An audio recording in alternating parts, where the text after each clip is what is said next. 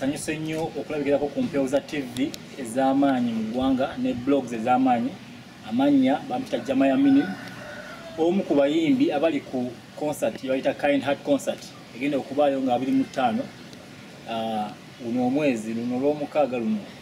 So ensonga lwaki tuze wano twagala okubategeeza nti concert eno etegekeddwa Silas Rosero, omuyimbi wa reggae, ate ng'egenda kuyamba abawala abakosebwa mu lockdown eno. Abamu baafuna embuto batasakuddeyo ku masomero, so ne tulowooza kiki tukolera abantu mu community. Tukola concert eno gye bayita Kind Heart concert.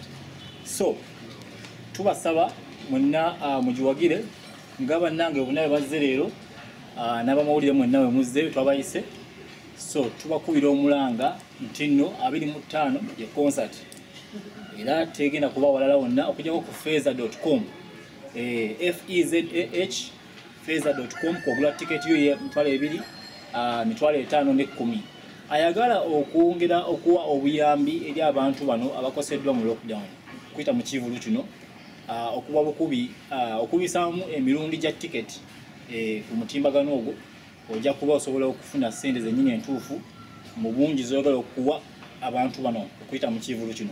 So omuyimbi ono abadde akolanga charity activities mu community nga addiza abantu okuyita mu sanitary pads okusingira ddala abawala. Badde balina project yawe ya sanitary pads, but since reggae music kitone kye n'asalawo atukunganye ffenna abayimbi nabo bonna abagaliza okusupportinga abawala abamu community, n'asalawo akola ekivulu kino twayita Kind Heart concert. So ndowooza tutandikiraawo ne bannange batubuulire kiki balowooza ku kivulu kino n'oku addressing eggwanga eri kyebagala okutuusa mu community. Yes, wano tulinawo omukulu Kapere, mumanyi mwenna comedian omu ku b'amaanyi wano mu Kampala. Mu makkati tulina Silas Rosero y'omuyimbi mwennyini ategese ekivulu kino, then ne Mama Sita Carol Kasita. Tetusobodde okufuna Waiki Benda leero kubanga naye kwali ku kivulu, naye obubaka bw'endowooza ajja butuusa okuyisinzira bwana basobodde ku page ze ezi official. Kale nduza tugulewo press conference eno tutandike ne Silas Rosero ndowooza addressing eggwanga kikyagenda okukolera abantu bano mu community. Neyanziza nnyo Jamaya Minim. You can speak English, don't worry. Thank you very much. Today is the day we would love to unleash this concert. It's a charity concert that is going to be streamed live on feza.com. Feza is the FEZA.com. You'll get the link, and what I wanted to assure, he has already talked a lot about it, but then when you make payments through mobile money, please, you're going to receive a code that is going to help you access the concert or watch the concert. So kindly, all the funds that are going to be raised from this concert is going to be, we are going to take it back to the ladies. Actually, we have many girls that got forced into sex during the lockdown.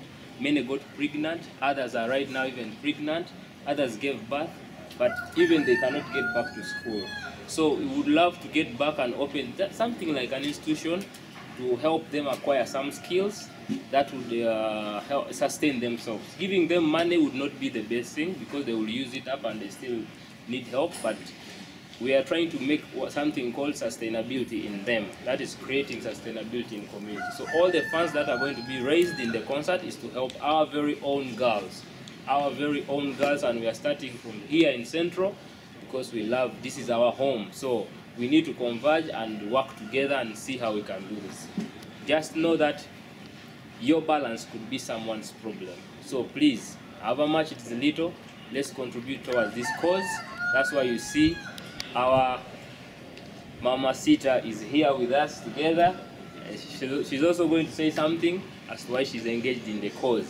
It's a good cause and we are going to make it. Silas Rosero is my name. I do reggae music and the concert is one of its kind. It has never happened in Uganda. and you're going to watch what we call war and crime of a concert. So please don't miss. Book your ticket now and be patient. Load your data. On Friday, please, those who can get Freaky Friday, please get it and let's watch the concert. You've never watched this one, but tough one, tight one. Thank you very much.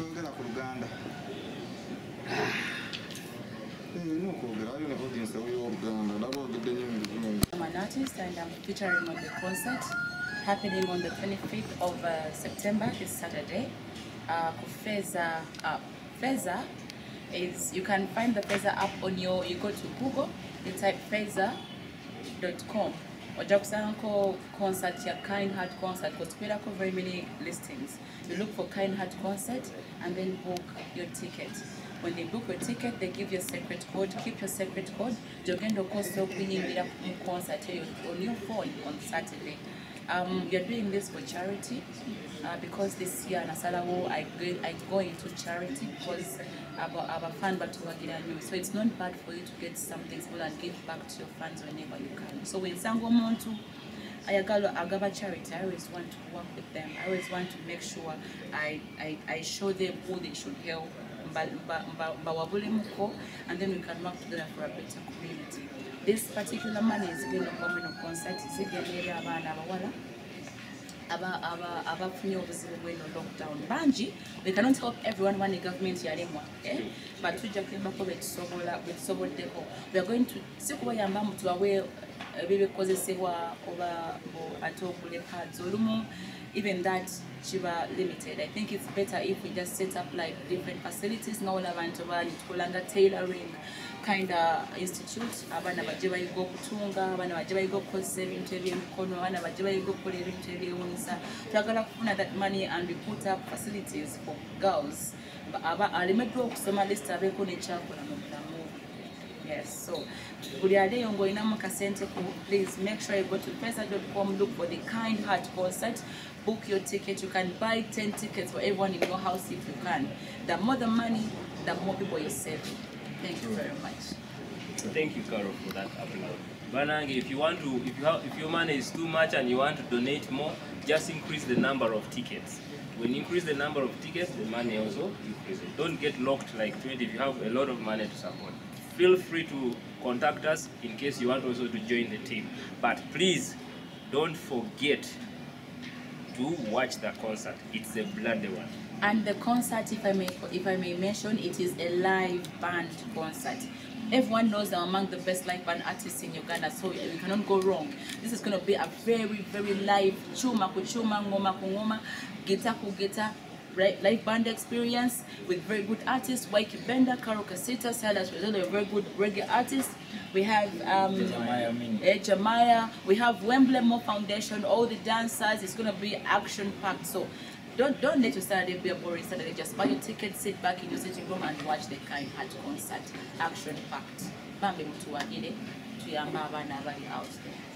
Kati simanyi bamwine kuibuzo bimwandire. Ku Google yo no typingamu Feza chiri FEZAH no circle dot then com eri COM. So feza.com. Bwonyigamu ekigambo ekyo nga bwe nkikulagiridde kikutwala butwazi bwennyini ticket w'ogigulira. Teri mitendera mirala nti no watesoka oyingize mwana Sumaya kinkumu teri. Ogenda bugenzi ticket w'ogigulira, omala ogula ticket yo bakweza code, then ye code gy'okozesa okulaba show egenda bera live. Ensonga lwaki nti twasazeewo ebere ku feza.com kubanga twagala okuŋŋaanya obuyambi. Show nyingi zibadde zibeerawo ku YouTube ne gavumenti yavaayo neteka show y'abayimbi ku television ez'enjawulo, naye lwakuba kati ffe obusobozi obwo tubulina naye twagadde n'abantu mwennyini mwenyigire mu kikolwa kino ekyokuyamba abantu abalala, kubanga bwe tugiteekayo buteesi bwettu kuba ku YouTube mujja kugiraba, naye twagala mukwatibweko okusinziira kyemulaba mulabye n'abayimbi bagenda okuba nga beenyigidde mu activity eno muweeyo nga bwe musobodde. Nkowoola organizations ez'enjawulo eziyamba abantu human rights, ziyamba abantu mu ngeri y'enjawulo, Mama Fina, mwenna mujje concert eno mugiwagire.